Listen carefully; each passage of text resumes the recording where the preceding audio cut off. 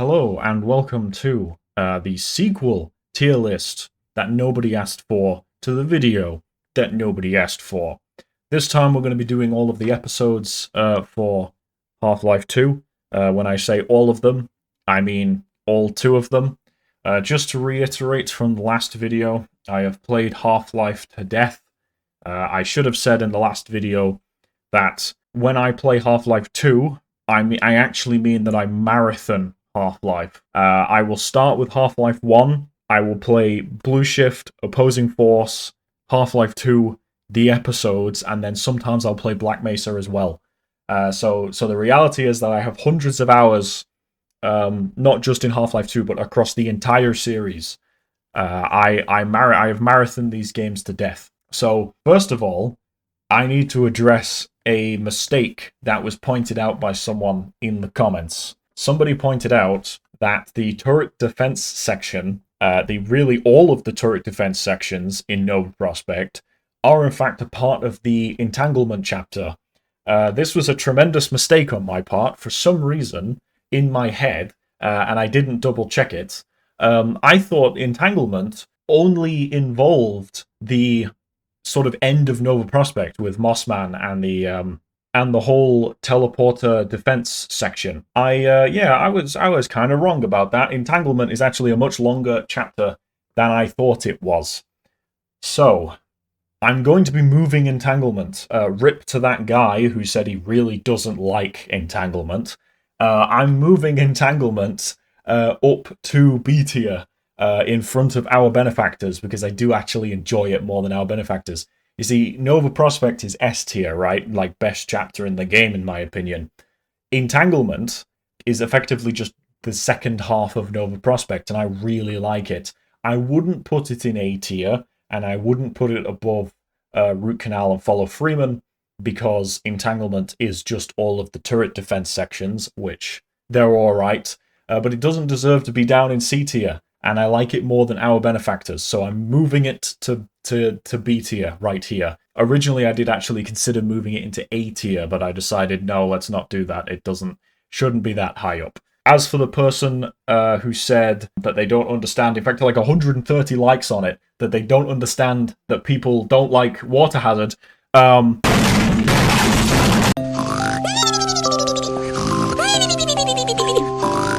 somebody else asked, do you have maps on the workshop? The answer is yes, I do. Please don't play them. They're not very good. I'm currently working on a really big one that was supposed to be done for 2025. However, it is now 2026. So, yeah, rip that. That's not getting done. Anyway, let's move on. And now that I have thoroughly proven that I don't know what I'm talking about, as I had to correct my previous tier list, let's move on. So we're starting with episode 1, obviously.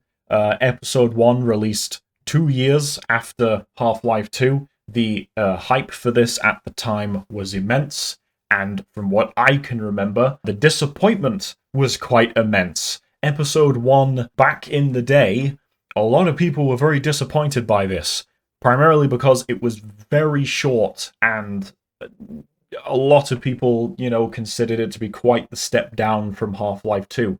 But I really like episode 1, but I was with those people when it came out that it was quite disappointing. So, episode 1, chapter 1, Undue Alarm. Tell me, Dr. Freeman, if you can. You have destroyed so much. What is it exactly? This is basically the big intro to the game. Alex gives you a hug, which is the closest any Half-Life fan will ever get to touching a woman. And this is really just a very slow introduction because this was 2 years after Half-Life 2 came out, and the episodes are quite the graphical step up in terms of things like particle effects. So they really wanted to show a lot of that off. But Undue Alarm absolutely goes into no draw. In fact, it goes below Black Mesa East. I will always skip Undue Alarm. There is basically no gameplay. It's just a very long introduction because it was 2 years after Half-Life 2 came out, and it's not a bad introduction at all. It's great, it's very cool. But upon playing the game for hundreds of hours, and basing this upon replayability, Undue Alarm is pretty unplayable. I will basically skip it. In fact, I am more likely to play Black Mesa East than I am to play Undue Alarm, so that's going in no draw. Moving on to Chapter 2, Direct Intervention. This is when you go back into the Citadel and deal with the core to stop the core from overloading. You get the Super Gravity Gun again, which, as I said when I did the Half-Life 2 chapter tier list, I don't really like Super Gravity Gun gameplay. I don't think it's that great. So for me, Direct Intervention goes in B tier, and I would put it above Entanglement. It is basically a better version of Our Benefactors. It's far more interesting than Our Benefactors, and it's definitely more interesting than Entanglement, but it's nothing mind-blowing. It's kind of mid, but it's not too bad. I do enjoy Direct Intervention, and I will always play Direct Intervention. It is just a better version of Our Benefactors, and I think it shows off the Citadel better than the end of Half-Life 2 did. I think it's kind of cool that you get to see more Citadel stuff before sort of going away from it forever. So I like Chapter 2. It's pretty good. Alright, then moving on to you escape at the end of Direct Intervention on a train, and you crash in the tunnels underneath sort of the highway. I don't know what you would call them, highway tunnels underneath City 17, and you have Lowlife, a chapter that is very dark. In fact, it's basically complete darkness. You only have the gravity gun for most of it, and eventually when you do get guns, they're not all that useful. The gravity gun is the best weapon to use, I guess, which was obviously Valve's intention. You get flares, you get to look at the nice particle effect updates and things like that.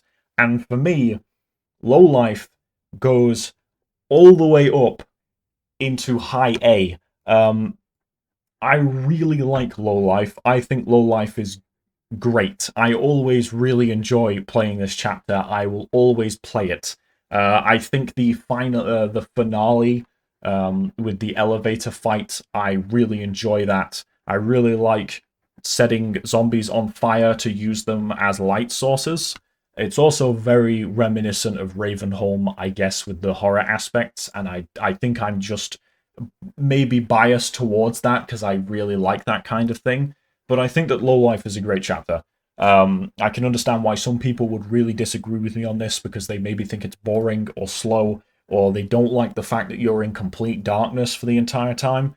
But I really like Lowlife. It is, of course, as well where you get introduced to the Zombine, and you get Alex's terrible Zombine joke, and unfortunately Friendly Fire is turned off. But moving on to Chapter 4, Urban Flight. So, Urban Flight, this is a really long chapter. This is a very long chapter. In fact, this is pretty much, I guess you could say, the bulk of Episode 1, and I would definitely put Urban Flight into S tier. Urban Flight is one of my favorite chapters out of like the whole series. Like, this definitely goes up in S tier. The cityscape of City 17 being completely bombed flat is incredibly cool, and exactly what would happen in reality. If you look at, you know, wars that have happened in real life, that tends to be what happens to cities, which is that they are completely bombed flat.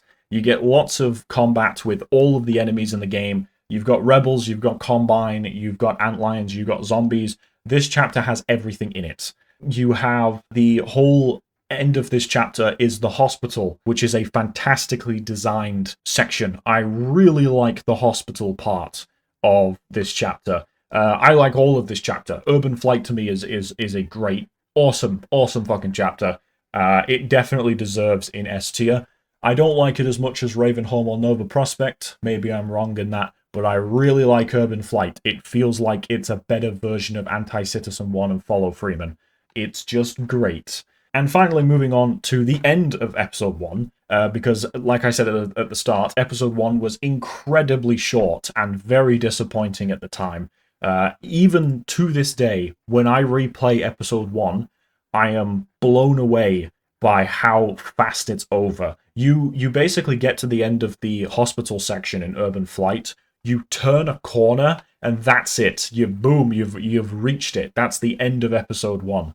Kind of kind of amazing that it's so short. But Exit 17, for me, right, this goes in D tier. This goes below. I hate this more than Water Hazard. I think Exit 17 kind of really sucks. It is effectively a section of escorting citizens to a train, right? And you have to run back and forth across this same area over and over again. And after you've escorted the first group of citizens, Alex is like, well, that wasn't so hard. We should have brought everyone over at once. Like, screw you, Alex, I gotta play this shit for like the next 20 minutes now. Exit 17, I really don't like. The end boss battle with the Strider is very underwhelming when you compare it to, something like Follow Freeman, where you've killed like 5 Striders or whatever by that point. To have an end boss battle with a Strider is very disappointing, to be honest. And then, of course, you get on the train and you get exploded. You know, you try and escape and you get blown up. It's not good. I will usually skip this chapter, which is why I am more likely to play Water Hazard than I am to play Exit 17.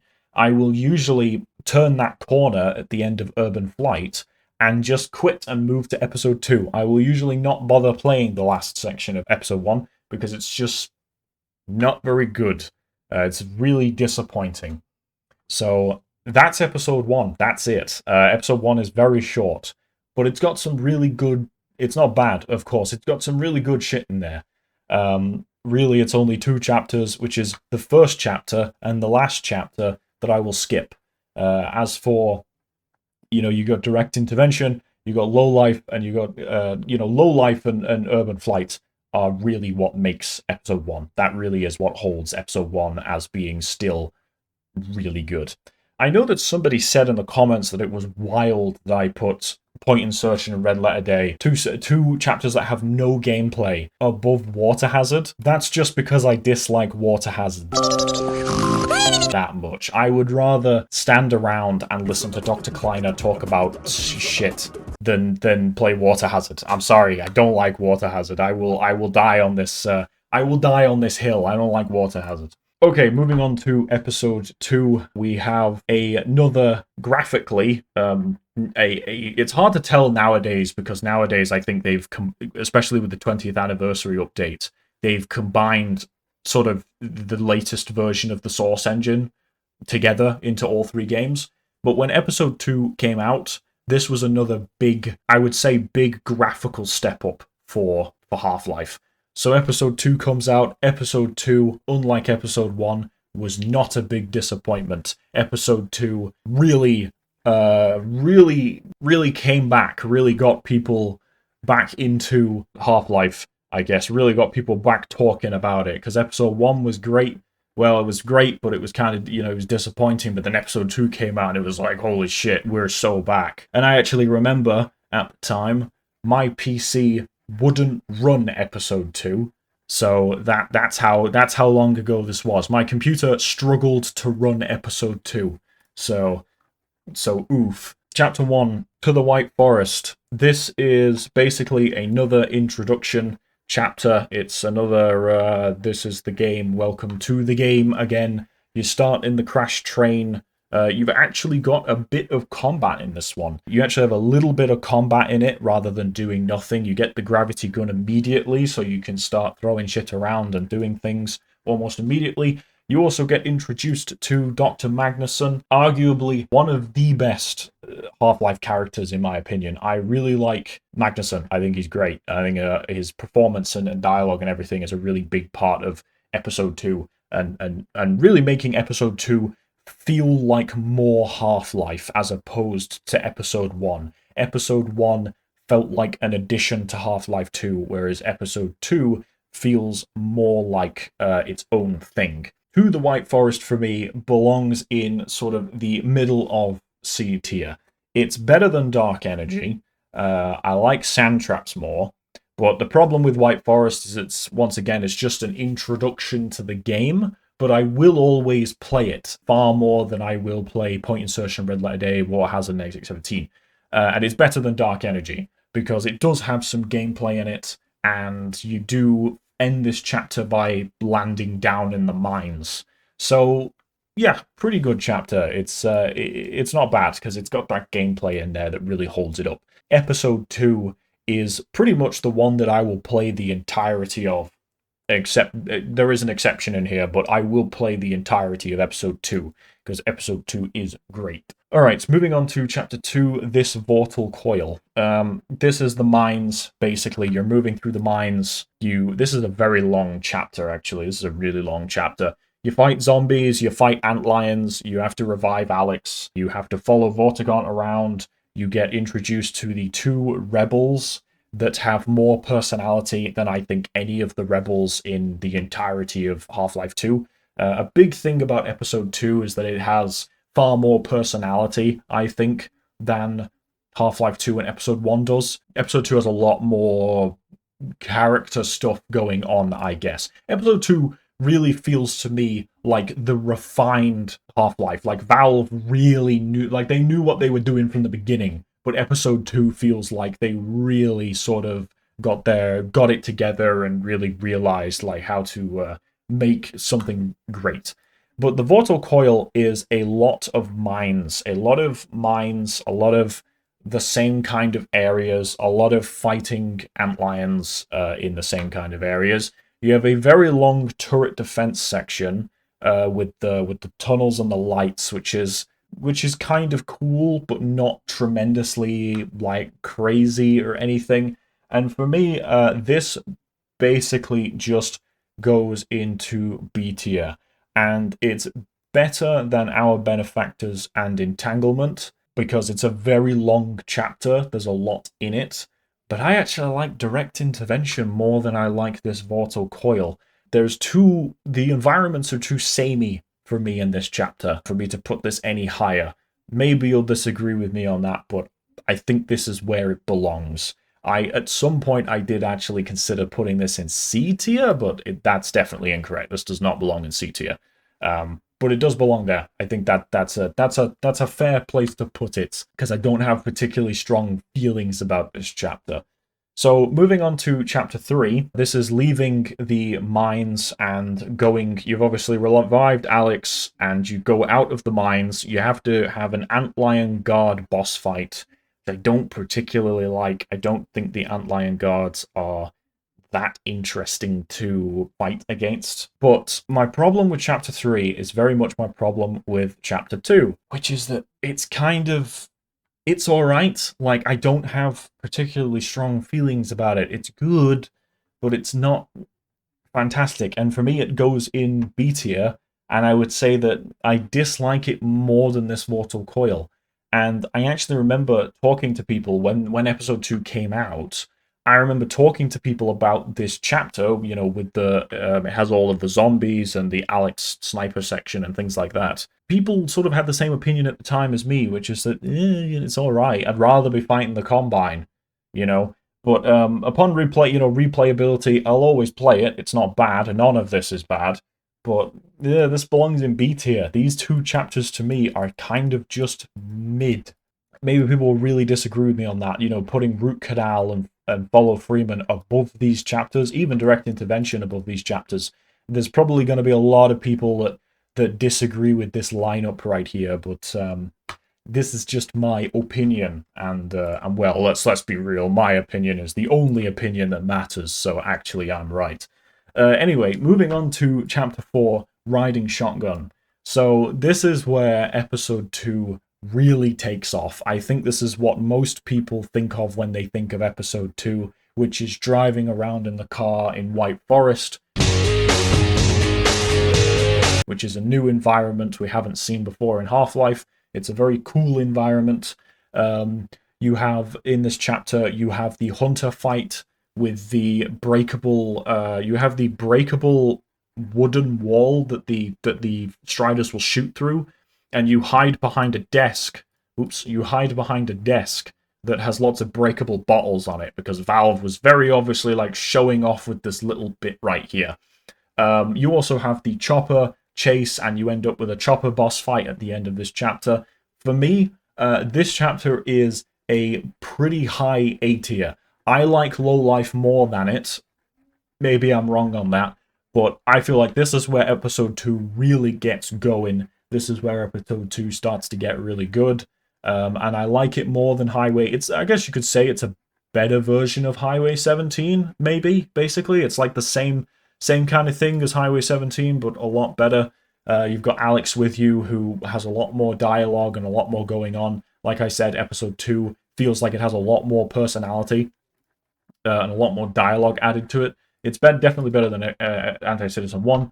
I really like riding shotgun. Chapter 4 is great. Moving on to Chapter 5, which is you have to take the car, get the car fixed, because you break it. You have to fight through the Combine turret emplacement sort of thing, and you have to crouch in between all the cars. There's Combine soldiers running around. You have to break into there and kill them all and blow it up. After you do that, you get introduced to the Rebel scanner that will show you optional stuff that you can stop off and look at. Very reminiscent of Highway 17, where there's optional areas you can stop off at. But this is this is a better and more refined version of that, in my opinion. You drive to a big house and you get a big fight with the Combine in this house with the hunters breaking through the door and shit, right? This is S tier. This is absolutely S tier. This is where episode 2 really gets going. This is great. I love this chapter. This chapter is awesome. I like these chapters more. I like Urban Flight more. But Under the Radar is a great chapter. It ends with the Dog versus Strider fight, which is basically just a big animated sequence. But back in the day, this was incredibly cool and incredibly impressive. Nowadays, people are not really impressed by graphics or how things look. That's unfortunately a thing that's very difficult to impress people with. But the Strider versus Dog fight sequence at the end of this chapter was a great thing. But yeah, this is S tier. This is a great chapter. This is where episode 2 really sort of hits its peak. So now we're coming to the last 2 chapters. We've got chapter 6, Our Mutual Friend. So this chapter is a bit of a weird one. This is another very long chapter with a lot of very slow moments, but also a lot of fantastic gameplay. This is the one where you have to seal the silo door. It is also the one where you have to listen to a lot of talking, a ton of talking. You have to do the whole ending Strider thing where you have to drive around and get all the Striders. You have to stop and listen to a lot of talking and all that stuff. But the actual gameplay, like the silo door bit and fighting through the White Forest, bunker, they're great environments to fight with. I always enjoy the bit where you have to close the silo door. And I kind of enjoy the end of episode 2. I think it has the best ending out of any of the Half-Life, games. It's certainly much better. It's much better than the Dr. Breen boss fight, and it's much better than the Strider boss fight at the end of episode 1. So it has the best ending to Half-Life 2, and it has some really great gameplay in it. For me, I'm going to put this into A tier. And I'm into B tier, I mean. This is going into B tier, and I would say that I definitely enjoy it more than Our Benefactors. It's a very difficult one, this one. I'm going to say I also enjoy it much more than Entanglement. I enjoy it more than Our Benefactors, I enjoy more Entanglement. But the problem with this chapter is that it has a ton of talking. And I don't like to skip this chapter, because I don't ever skip this chapter, because it has a lot of great combat in it, but there's so much talking, there's so much downtime, and when you've replayed the game a million times, this is very boring. So I'm going to put this in B tier right there. I think it belongs there just because I want to put this in like A tier. I would say there are sections of this that belong in A tier, but because I'm doing a chapter tier list, and this is a very long chapter, I gotta put it in B because there's so much downtime. But there's some really great stuff in Our Mutual Friend. But I'm going to leave it in B, because I think it belongs there. Alright, final chapter, T-1. It's the end. It's the end of everything. It's the end of Half-Life, basically. This goes in no draw. This goes in no draw. Oh god. I can't bring myself to play this chapter ever. It belongs above Black Mesa East and certainly Undue Alarm, because I will every now and then I might just play through this ending chapter, which is where you launch the rockets and Eli dies, and that's basically it. There's no gameplay. I hate this fucking chapter because this is the end of Half-Life. This is where Half-Life ended. Like, this is it. And I don't care about the fact that Eli dies. I care about the fact that Half-Life dies. You watch Half-Life die with this chapter. This is it. This is where it ended. We ain't never getting another one. So, that's it. That's my entire Half-Life tier list. Let's see if I can zoom in on this a bit more. So, that's my entire Half-Life tier list. That's every single chapter. I can't believe the first video got as many views as it did. So that's why I've made another one. But there you go. I've tried to put them all into one tier list. Feel free to fight each other in the comments. I'm not really going to read any of the comments. I mean, I do read the comments, but I don't reply. I don't interact with comments just because I don't. I made these videos for myself. Maybe I'll make more in the future. I don't know. I might do a Half-Life 1 chapter tier list, but Half-Life 1 for me is... I feel like a chapter tier list of Half-Life 1 would be quite difficult to do. And Half-Life Alyx, I've played Half-Life Alyx 3 times. I don't really have much to say about Half-Life Alyx. It's really good. It's the best VR game ever made. But in terms of replayability, I don't really care about Half-Life Alyx very much. And I certainly couldn't do a chapter tier list of it, because they don't really have anything to say about Half-Life Alyx. It's very good the first time you play it, but then when you replay it, you realize it's quite basic and doesn't have a lot of replayability. But there you go. There's my Half-Life 2 chapter tier list. I'm done. I'm leaving. Goodbye.